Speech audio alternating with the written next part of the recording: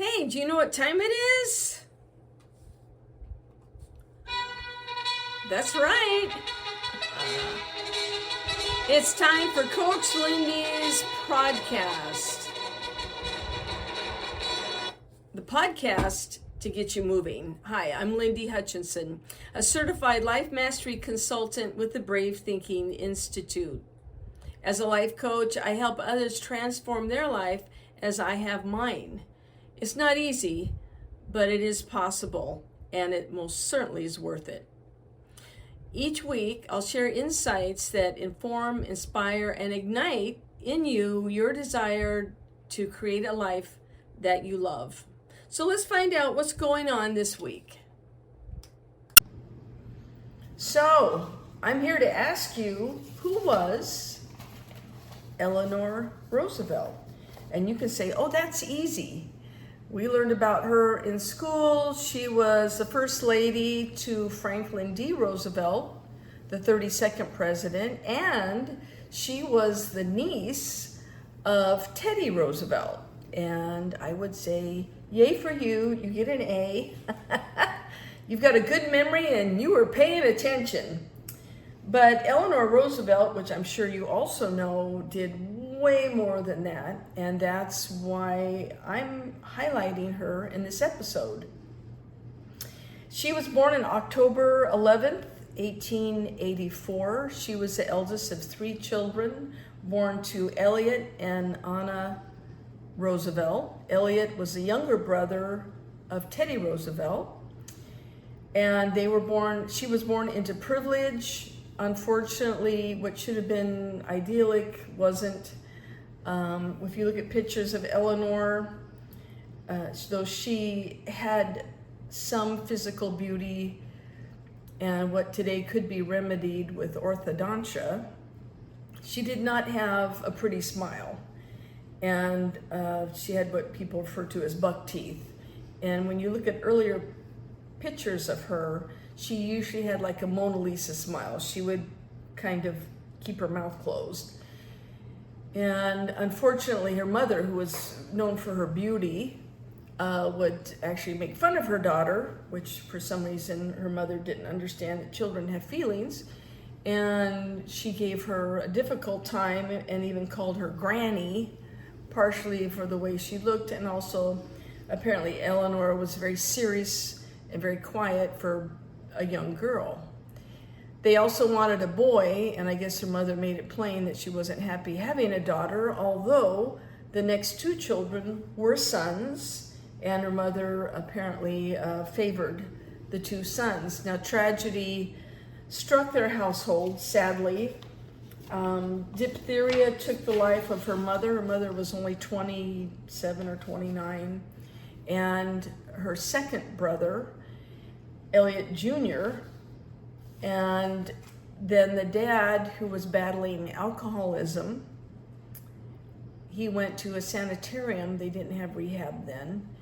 And in a state of delirium at one point, he jumped out of a second-story window and died. So at 10 years old, Eleanor and her younger brother, who I can't remember his name, they were orphans. They were able to go to grandma's in Manhattan.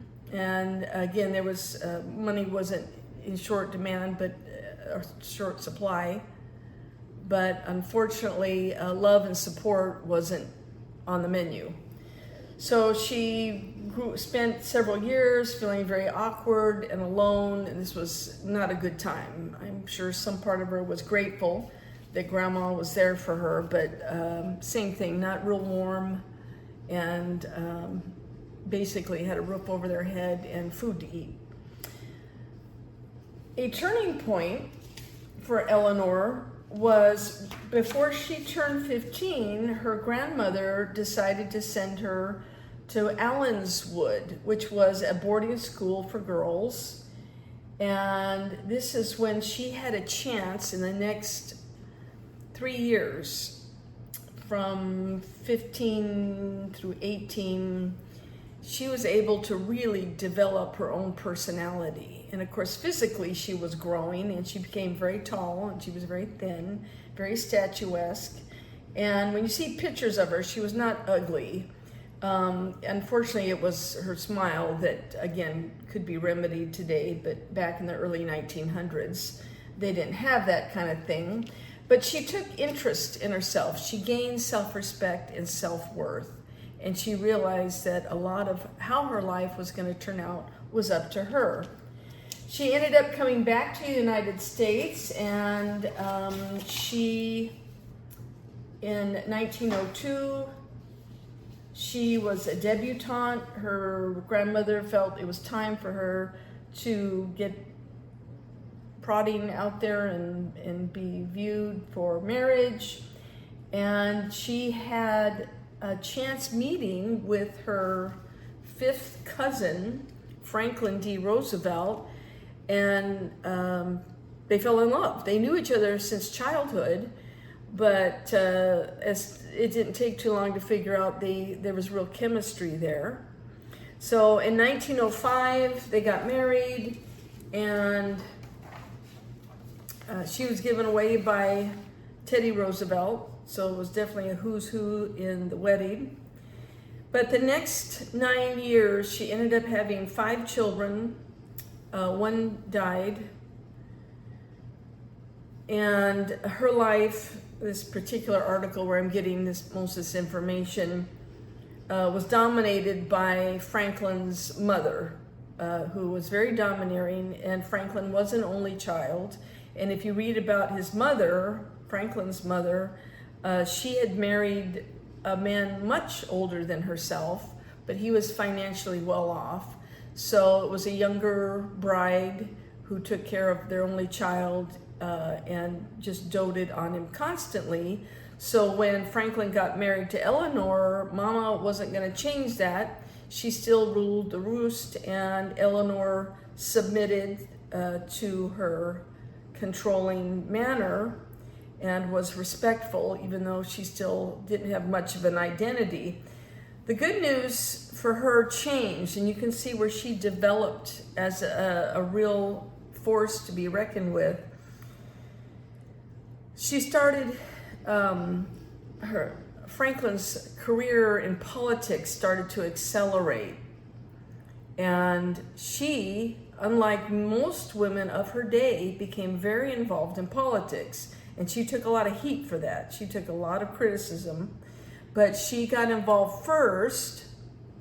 And there were women who got involved in fundraisers, to be fair. There were fundraisers, and they create care packages to be sent over to the forces in World War I. But she went way past that. She worked 15 to 16 hours a day. She made sandwiches. She worked helping the Red Cross. And then when he got into his presidency, she really went all out. And this podcast could get very, very long.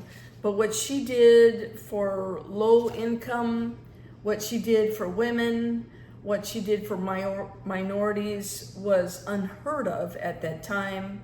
And same thing, she did her own broadcast. She had her own column. And she was known for hiring women when no one else would. She was known for employing persons of color, especially female persons of color, when no one else would. So she was, one of the things apparently that she learned, maybe it was inherent in her personality, but one of the things that she also learned was compassion and empathy. So this week, I watched biographies becoming Eleanor Roosevelt.